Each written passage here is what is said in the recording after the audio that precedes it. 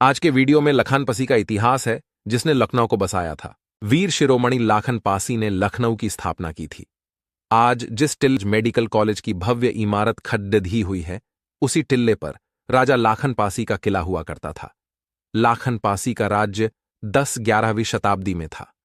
उनका किला 1.5 किलोमीटर लंबा और 1.5 किलोमीटर चौड़ा था और धरातल से 20 मीटर ऊंचे पर था। लखन पासी के पत्नी का नाम लखनवती था। संभवतः इसलिए लखनऊ का नाम लखनवती चलता था। राजा लखन पासी ने लखनवती वाटिका का निर्माण कराया था, जिसके पूर्वी किनारे में नाग मंदिर भी बनवा था। लखन पासी नागों के उपासक थे। किले के उत्तरी भाग में लखन कुंड था। उसमें साफ पानी भरा रहता था। इस पानी का उपयोग राजघरानों के लोग करते थे।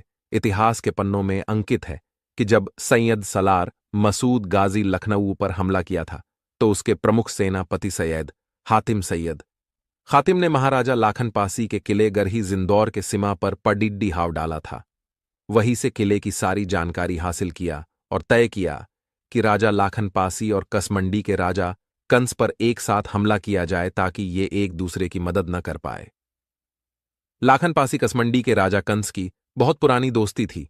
उस समय गाजी मियां और पासियों की लड़ाई राजपाट की थी। परिणाम स्वरूप सैयद सलार, मसूद गाजी, लखन पासी और कसमंडी के राजा कंस पर शाम को ठीक होली के दिन हमला किया।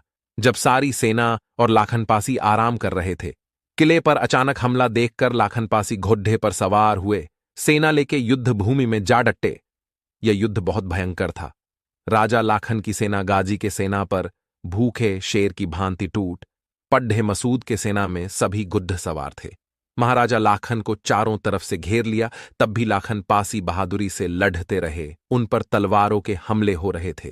गाजी के एक सैनिक ने धोखे से पीछे से तलवार गर्दन पर मार दिया और उनका सर काटकर जमीन पर गिर गया।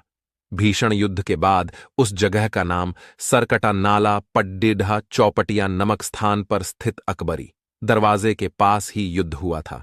जिस समय राजा का सिर डड्डेच से अलग हुआ था, उस समय सिर कटने के बाद भी राजा का धड्डिडेच दोनों हाथ में तलवार लेके युद्ध कर रहा था। सिर कटे होने के बावजूद कई सैनिकों को मौत के घाट उतार दिया। ये कारनामा गाजी के सैनिक देखकर घबडीडीहा गए। ऐसे साहसी वीर पुरुष थे। महाराजा लखन पासी भारतवर्ष के दुरूह सामाजिक व्यवस्था में दलितों को अपना इतिहास बचाए रखना एक कठिन कार्य है।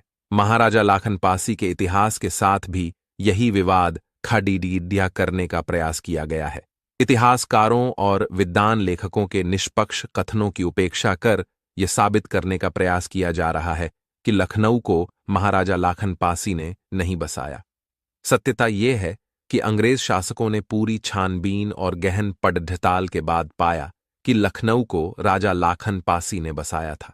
इसी आधार पर ब्रिटिश शासन काल में 1940 के दशक में प्राथमिक विद्यालयों में यह पढ़ाया जाता था कि लखनऊ को महाराजा लखन पासी ने